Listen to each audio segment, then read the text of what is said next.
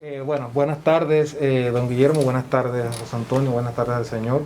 Ustedes están acá en la zona de Verón Punta Cana, en el distrito Verón Punta Cana. ¿Cuál es el motivo de su visita, don Guillermo, el día de hoy? Ante todo, hemos venido porque había un acto de juramentación de una nueva directiva del núcleo de Alianza País de aquí, Verón Punta Cana.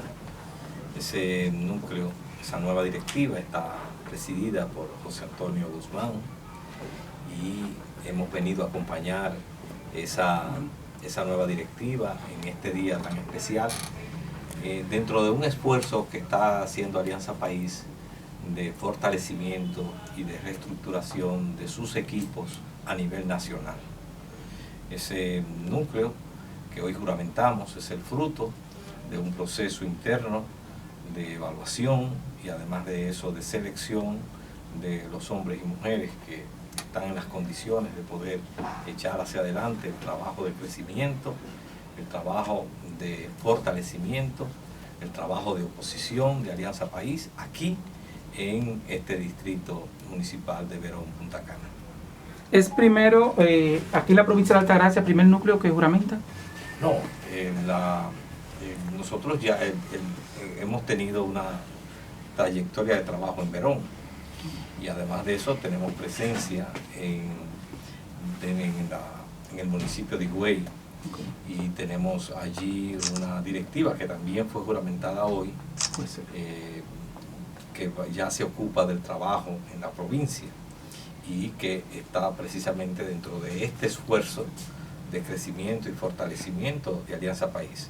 La juramentación que se ha dado en Higüey en el día de hoy de esa nueva directiva, integrada por 11 aliancistas de mucha capacidad y de mucha compromiso e identidad con nuestro partido, nos augura que Alianza País va a tener un impacto en los próximos meses de crecimiento y fortalecimiento en toda la provincia.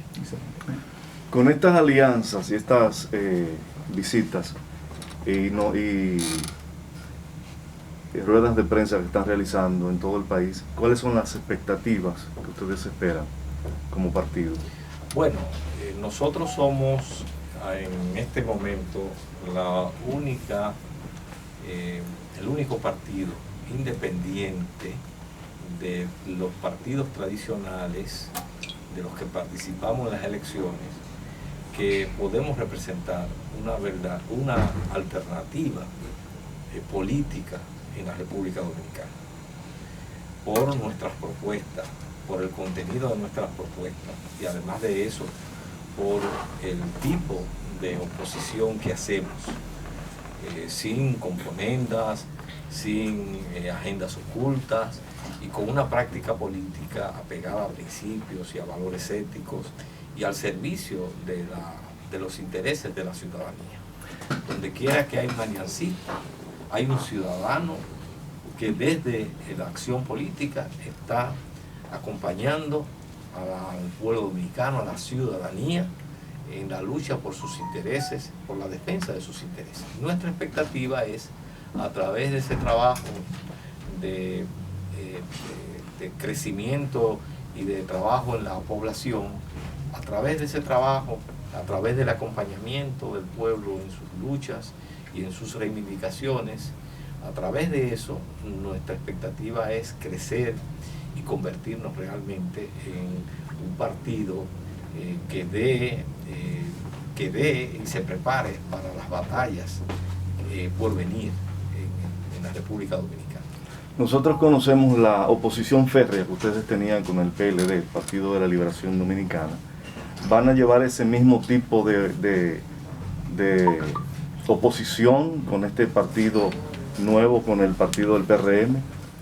Nosotros hemos definido la oposición que le vamos a hacer al partido de gobierno actual y al gobierno actual con 4 componentes. En primer lugar, una oposición propositiva. Nos interesa mucho ser parte de la solución de los problemas y eso implica que nosotros nos emplearemos en plantear salida a la presente crisis que vive el país en sus distintos aspectos. En segundo lugar, una oposición crítica. Eso significa que todo lo que haga, que entendamos nosotros que el gobierno haga mal, lo vamos a criticar, lo vamos a señalar. Claro, siempre en una actitud también de hacer propuestas de superación. En tercer lugar, tiene que ser una oposición responsable. Nosotros practicamos la política sujetándonos a principios. Y uno de los principios que nos rigen es la responsabilidad en la crítica o en la propuesta que hagamos. Damos la cara y decimos el porqué de las cosas. Por tanto, es una oposición responsable. Y además es una oposición alternativa. Ustedes verán que en la propuesta de Alianza País siempre nosotros estamos planteando algo más de lo que tradicionalmente se hace. Por eso ustedes ven, por ejemplo, que aquí se critica la corrupción. Nosotros hemos sido unos críticos de la corrupción, de que no haya borrón y cuenta nueva, de que no haya impunidad. Pero Alianza País dice sí, pero hay que recuperar lo robado. No es suficiente con llevarlo a la cárcel. Es necesario recuperar lo robado. Nosotros planteamos que en una crisis de este tipo, antes del gobierno haberse endeudado buscando préstamos internacionales, debió primero ser capaz de mejorar la calidad del gasto. Porque usted, cuando tiene que coger prestado, lo primero que tiene que hacer es poner orden en su casa. Y después que usted pone orden en su casa, entonces usted sale a buscar prestado para usted saber qué es lo que realmente le hace falta. Porque si usted toma prestado y en su casa hay un desorden, ese préstamo va a servir para sustentar ese desorden, ese despilfarro que hay en su casa. Bueno, ese es el tipo de oposición alternativa que hace Alianza País. Correcto. Muchas gracias. Nos encontramos en una zona turística como Verón Punta Cana. ¿Cuál es su apreciación de esta zona? ¿Cómo usted cree que en este momento se están dando los pasos para la recuperación de un sector como el turismo que se ha visto tan golpeado por el coronavirus? Bueno, ¿Y cuál es su propuesta al respecto? Sí, es una situación muy delicada, porque la reactivación del turismo no depende solo de nosotros, depende de que nos visiten los turistas. Y estamos ante una pandemia de carácter global. Por tanto, no es una pandemia que se está dando exclusivamente en la República Dominicana o en un país particular, se está dando en el mundo. Y eso ha tenido como efecto que un número importante de turistas, para no decir la generalidad de los habitantes del planeta, no están precisamente poniendo en primer plano viajar a otros países a hacer turismo. Esa es la realidad. Y pienso que lo primero que tenemos que hacer para poder actuar frente a la realidad es comprenderla, no engañarnos, esa es la realidad. Eso supone que la recuperación del turismo será lenta, o del sector turístico será lenta, y además que dependerá no solo de lo que hagamos nosotros, sino también de la evolución de la pandemia a nivel mundial. Esa es la realidad. Y nosotros tenemos que aprender a los hechos, no discutirlos, sino asumirlos y a partir de ahí desarrollar estrategias. Pienso que una de las cuestiones clave es que para nosotros poder brindar la confianza, el gobierno ha debido tener una política mucho más agresiva en términos de enfrentar la pandemia. Es decir, mientras en la República Dominicana cada vez sigamos con datos relativos a la expansión de la pandemia y a defunciones fruto de la pandemia, República Dominicana no es un país o se hace más difícil que la República Dominicana pueda ser vendida en el exterior como destino turístico. Es decir, que el gobierno no debe perder la perspectiva de que el centro de la problemática para enfrentar el problema del turismo, como también de la reactivación económica, es poder mandar un mensaje claro de que aquí la pandemia está controlada. Mientras eso no se haga, es muy difícil que República Dominicana sea un destino turístico. Entonces no podemos perder la perspectiva. El eje sigue siendo la pandemia. El factor sigue siendo la pandemia. Mientras eso no le pongamos solución y la estrategia no apunte a poder mandar un mensaje claro hacia el exterior de que aquí la pandemia está controlada, entonces será difícil que pueda venir el turismo y pueda reactivarse. Pero además, eso tiene que ser acompañado con una estrategia, con unos protocolos que también tienen que ser exhibidos y presentados en el exterior, de que la República Dominicana está abriendo su sector de turismo y que está sometido ese sector desde el avión, desde el aeropuerto y en el desempeño, en el desenvolvimiento del manejo de los hoteles, de las playas, se toman las medidas adecuadas, los protocolos adecuados que brindan seguridad al turista que nos visite. Entonces, esas dos cuestiones son clave. También no es positivo, y pienso que debe incentivarse el turismo interno como una manera de reactivar el turismo, el sector turístico, y en ese sentido crear los estímulos, algunos de los cuales ya ha tomado iniciativa el gobierno, pero podrían tomarse otros, para incentivar el turismo interno de distintos sectores del país, que ante esos incentivos pueden sentirse atraídos con venir aquí a los centros turísticos, y eso entonces puede mostrar una reactivación del sector y una normalidad. Pero insisto, en esos estímulos que se hacen para incentivar el turismo interno, es sumamente importante que el mensaje sea claro de que hay un protocolo riguroso. Ustedes recordarán que hace unas cuantas semanas, cuando se incentivó la visita, lo que se vio en muchos lugares fue una aglomeración que precisamente no le ayuda a enviar el mensaje correcto. El mensaje correcto es que cada vez que el sector turístico, el sector turismo, se está reactivando y que en ese sector se están cumpliendo de manera rigurosa los protocolos, porque eso es lo que va a dar confianza y va a estimular a que mucha gente se sienta en la seguridad de que puede ir a hacer turismo en un hotel del país y no corre mayores riesgos. Doctor, tenemos una pregunta. Los dominicanos mayormente nos preguntamos que por qué ya no quitan lo que es el toque de queda. Usted, ¿qué uno puede decir con relación a los toques de queda? Si la población desea que lo quiten, con relación a ya que el país está controlado con relación al COVID en República Dominicana. Bueno, la realidad es que el COVID no está controlado. O sea, no podemos partir de esa premisa, porque lo que sí hay es, y tengo que ser siempre muy transparente, lo que sí hay es un toque de queda, y hay mucho irrespeto del toque de queda. Usted puede ver las fílmicas, los videos, donde durante el toque de queda se hacen en colmadones.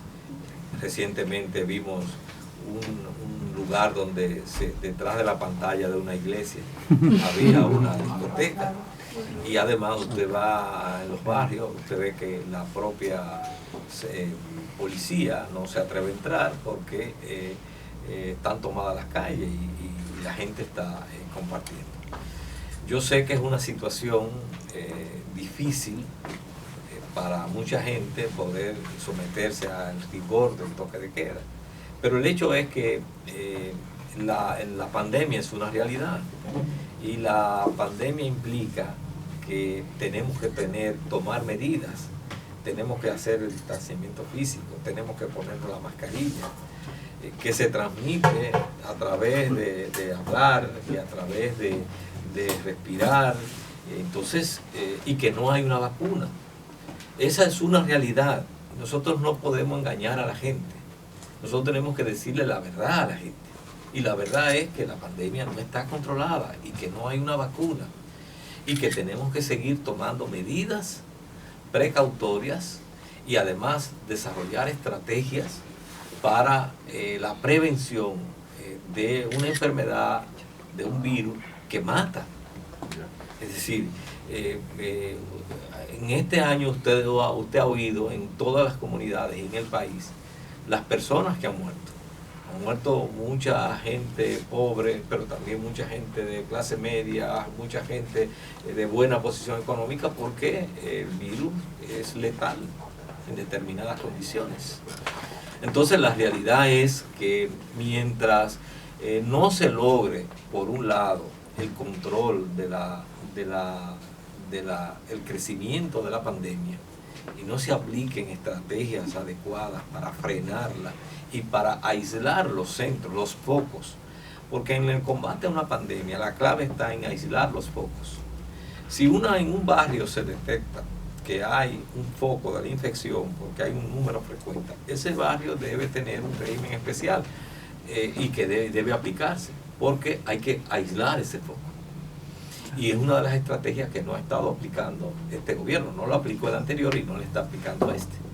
Se están haciendo pruebas al azar, muchas veces en función de que las personas llaman porque tienen un síntoma. Pero hay que ir más allá. No solamente se debe hacer la prueba en relación al que tiene un síntoma. Deben hacerse pruebas aleatorias para ir detectando los focos. Y esa es la estrategia adecuada para nosotros poder establecer cuál es la situación de la pandemia y a partir de ahí ir definiendo si se amplía el toque de queda, si se reduce, si se elimina. Ese diagnóstico es clave. Usted sabe que hay países que han tenido que volver otra vez a tomar medidas que habían superado porque efectivamente la pandemia no se había controlado, había habido un rebrote. Claro que sí. Excelente. Doctora.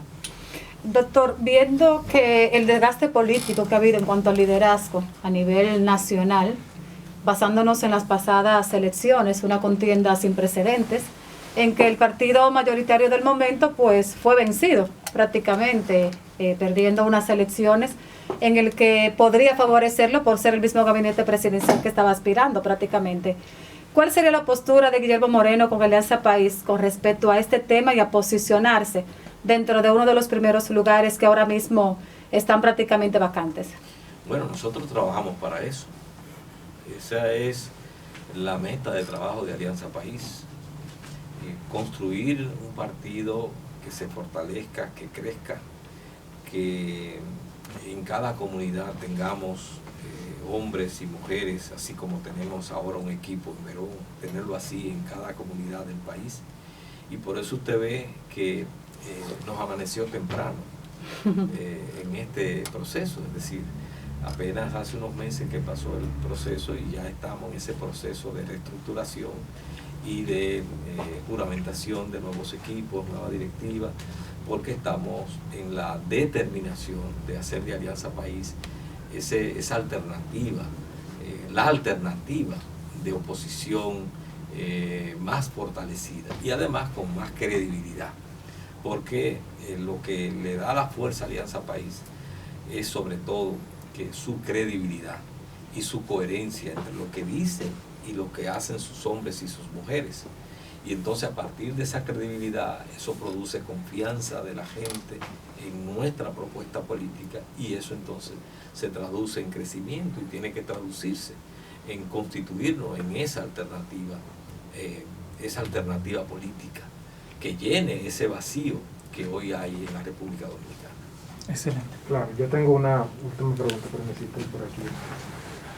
El gobierno pues ha anunciado que posiblemente para el mes de enero ya no estarán los programas sociales actuales como FASE y Quédate en Casa, y pues también se habla de una posible reforma fiscal. ¿Cuál es su opinión al respecto? Bueno, yo he oído ese planteamiento. Yo pienso que si el gobierno hace eso, vamos a pasar de una crisis económica a una crisis social. Porque la eliminación de esos programas, fase 1, fase 2, Quédate en Casa, la eliminación de esos programas en una circunstancia donde la economía no se ha reactivado, es como quitarle usted esté pintando y le quiten la escalera, usted se queda en el aire. Porque ¿por qué se originan los programas fáciles? Porque hay una parálisis económica, porque muchos trabajadores son enviados a sus casas.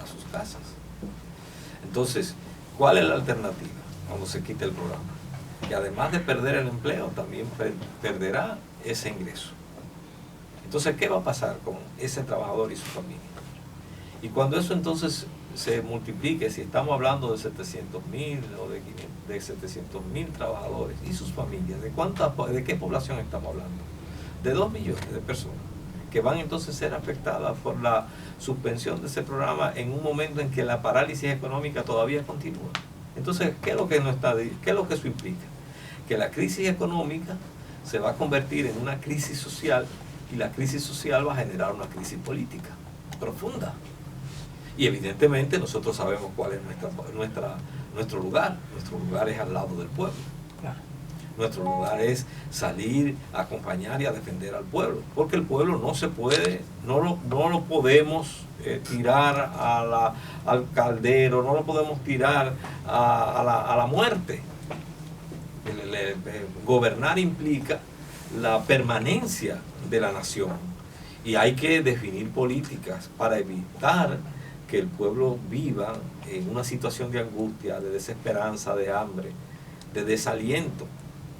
Entonces, la eliminación de esos programas, como se ha anunciado, sin que se haya producido la causa que lo originó, en este caso, sin que se haya producido la reactivación económica, entonces es una medida que nosotros no vamos a apoyar.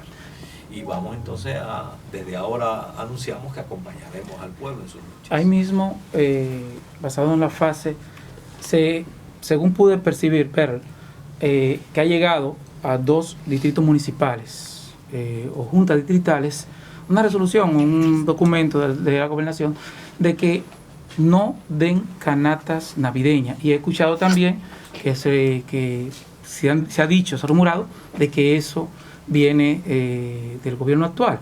Entonces me gustaría escuchar su opinión basado a eso, que sabe que normalmente hay personas que quizás no se preocupan por eso, pero hay otros que sí esperan todos los años en Navidad esa canastita. Y ahí mismo, para terminar mi parte, ¿cómo siente el doctor Guillermo Moreno, cómo siente que quedó su partido, Alianza País, después de las elecciones pasadas? ¿Siente que se fortaleció o siente que sigue igual? ¿Cómo siente? Bueno, vamos a empezar por lo último. Alianza País participó en un proceso electoral. Casi se puede decir que era un proceso electoral bizarro, extraño, difícil. Porque, en primer lugar, estábamos asistiendo a unas elecciones en medio de una pandemia. Fueron miles, millones los dominicanos que no salieron a votar, porque la propia pandemia lo intimidó, porque tenía factores de riesgo. Pero además, nosotros asistimos a un proceso electoral que, por las circunstancias mismas que lo precedieron, la suspensión de 2 elecciones, porque se suspendió las elecciones de febrero, que comenzó, pero las de mayo también se suspendieron en su fecha original y hubo que enviarla a mayo. Todas esas circunstancias también produjeron un nivel de abstención, porque el órgano electoral perdió mucha credibilidad. Y el otro factor es que eso contribuyó a polarizar las elecciones. En ese contexto, y quiero insistir, en ese contexto, nosotros valoramos que Alianza País tuvo una participación digna, porque fuimos fuera de 2 partidos, de 3 partidos tradicionales, fuimos el 4º partido que participó de manera independiente. Y eso fue un acto de valentía y de entereza y de identidad con nuestros propósitos. Nosotros no nos vimos reducidos a ninguno de esos partidos, sino que aceptamos el reto de participar de manera independiente, con nuestra propia propuesta, con nuestro propio liderazgo. Fue un acto de valentía, que era necesario en esa coyuntura electoral, precisamente para que hubiera una propuesta alternativa como Alianza País. Y dentro de ese proceso electoral, nosotros que estábamos ocupando el lugar número 8 en el orden de los partidos pasamos a ocupar el lugar número 6. Y además de eso, en ese contexto, siempre hablo de en ese contexto, tenemos hoy un bloque de diputados, integrado por 2 diputados. Anteriormente teníamos un diputado, ahora tenemos 2. Y la mejor muestra de eso es que Alianza País es de los pocos partidos que luego del proceso electoral está haciendo y ha venido haciendo una oposición propia. Se ha ido ganando y construyendo un espacio propio, con propuestas propias. Y ese es el premio de precisamente haber concurrido a ese proceso electoral de manera independiente, con nuestro propio liderazgo, con nuestro propio programa. Y hoy podemos cosechar el fruto de que tenemos un espacio en el escenario político propio. El que es aliancista sabe por qué es aliancista, y además de eso lo hace porque tiene una identidad con esa propuesta política y que lo diferencia de las demás propuestas políticas o de las propuestas políticas tradicionales. Y eso nos lo hemos ganado a puro pulso, sin caer en el clientelismo, sin beneficiarnos de la corrupción, ni de barrilitos, ni de cofrecitos, ni nada de eso, sino a puro pulso, a pura lucha. Y hoy Alianza País sigue, crece y se fortalece. Estupendo. Le faltó lo de las canastas. Bueno, Sí. bueno, es verdad, hasta a él se le había olvidado. No quise insistir, solamente a no mí. quise insistir. Mire, esto es una práctica tradicional en el país. Realmente la verdad es que se usa y que constituye para muchas familias un aliento. Nosotros siempre hemos criticado cuando eso se ha practicado, no como un programa de asistencia a las familias más necesitadas, siempre hemos criticado que se le ha dado un uso clientelar. Usted ve como todos los años, alrededor de esos camiones, se organiza una turba donde se pone en evidencia las propias necesidades de la gente y se golpea la dignidad de las personas. Sí. Porque usted ve cómo terminan desbaratándose las canastas, etc. Y por otro lado, las canastas tradicionalmente también han sido una fuente de corrupción muy fuerte, porque muchos organismos a través de las canastas cobran grandes comisiones, porque entonces crean compañías que elaboran esas canastas, crean con suplidores mecanismos de comisiones. Es decir, que también, además de clientelismo, ha sido una fuente de corrupción. Y hay mucha gente que se ha enriquecido de esas canastas en el Estado o a través de esas instituciones. Fuera de esos dos aspectos, nosotros no tenemos ninguna objeción a que haya una distribución en las familias más pobres, si se hace de manera organizada y si se hace de manera sin herir su dignidad, que le lleve algún tipo de aliento. Ahora, no creer que una canasta le soluciona los problemas a una persona que está desempleado, porque de lo que se trata es de comer una vez, pero la vida 365 días que tiene un año, y entonces los otros 364. O sea, muchas veces es hasta un bochorno, pero esa es la realidad. Es decir, no nos oponemos a que de una manera organizada, sin instrumentalizarlo clientelarmente y sin corrupción, se pudiera hacer ese tipo de presente que pudiera ser organizado. Pero estamos conscientes de que es algo muy limitado frente a los grandes problemas que tienen los dominicanos y dominicanas en estos momentos. Excelente. Buenas tardes. En días pasados, la Junta Central Electoral habló de la reducción al 50% para los partidos. Fue realmente el presidente de la República. Nosotros inmediatamente reaccionamos el partido y dijimos que no nos íbamos a oponer a ese. Si él llevaba la ley al Congreso para reducir el porcentaje de los partidos, nuestro bloque no se iba a oponer. Esas fueron nuestras palabras. Lo único que decíamos es que era necesario tomar en cuenta otras cosas. Y decíamos que la reducción de lo que reciben los partidos era una de las medidas que debe adoptar el Estado para mejorar la calidad del gasto. Y lo que queríamos decir es que junto a reducir a los partidos, también hay que bajar los salarios de lujo que tienen los altos funcionarios. Para nosotros es tan grave, o es muy grave, que en el país haya funcionarios que ganen 500.000 pesos mensuales, 600.000, 700.000, 1.500.000. Para nosotros es grave que exista el barrilito y el cofrecito. Entonces, no nos vamos a oponer, si llevan la ley de modificación al Congreso, a la reducción. Alianza País, si lo llevan, no se opone a que se reduzca.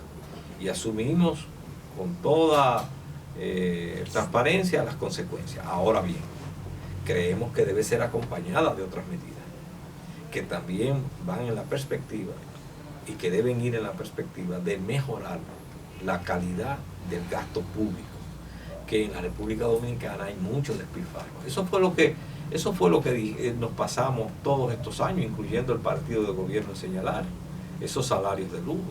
El partido de gobierno, que hoy está en el gobierno, criticó el barrilito y el cofrecito y no ha sido capaz de exigirle a sus legisladores que renuncien o que elaboren una ley para eliminarlo. No, es más, no lo han eliminado del presupuesto. El partido de gobierno fue uno de los que criticó y señaló el gran despilfarro que hay en el Estado, la dilapidación de recursos que hay en el Estado. Y eso se refleja no solamente en las comisiones, tráfico de influencia, en las nominillas, en las botellas, sino también en esos salarios de lujo que he mencionado. Bueno, entonces al partido de gobierno le corresponde, junto a esa medida que está proponiendo de reducir la cuota de los partidos, también adoptar medidas para sanear el gasto público y mejorar la calidad de ese gasto. Estupendo. Bien. Por último ya. Sí. He oído por último como 6. No, ya. Ya lo dije por último, me está diciendo que quiere una última pregunta. Dale ya, por favor. Muy bien.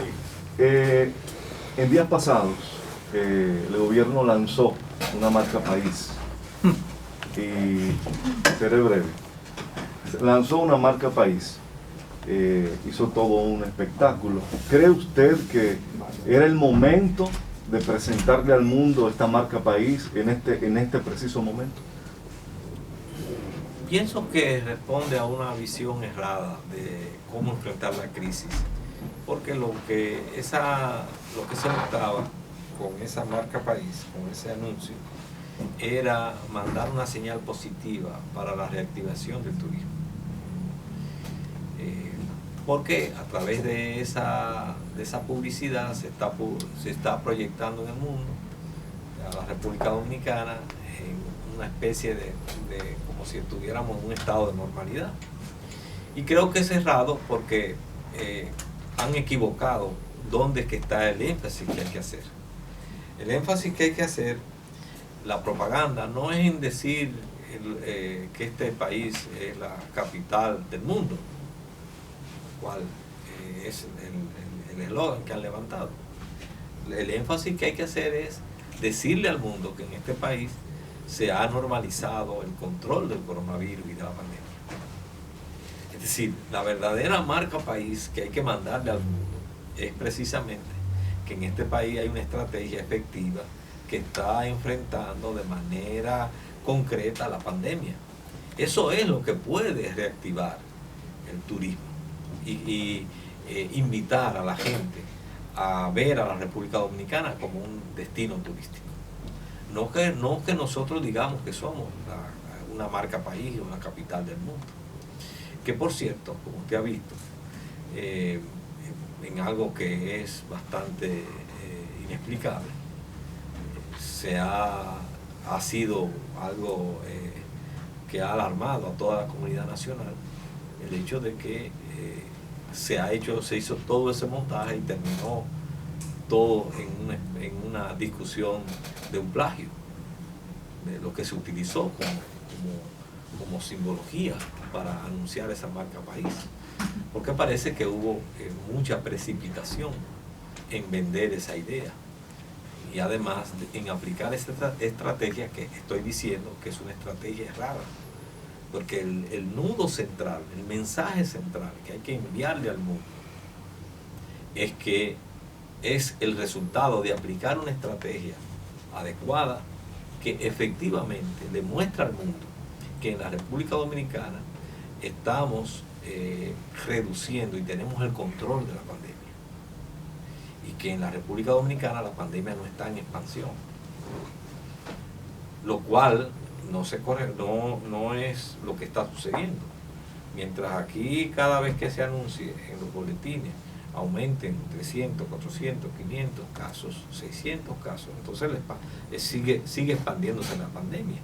Y esos son los casos, en su mayoría, de la gente que dice sentir síntomas o que tiene síntomas. ¿Y qué será si las pruebas se hicieran de manera masiva y no en función solo de los síntomas? Descubriríamos que la expansión de la pandemia mantiene todavía mucho vigor.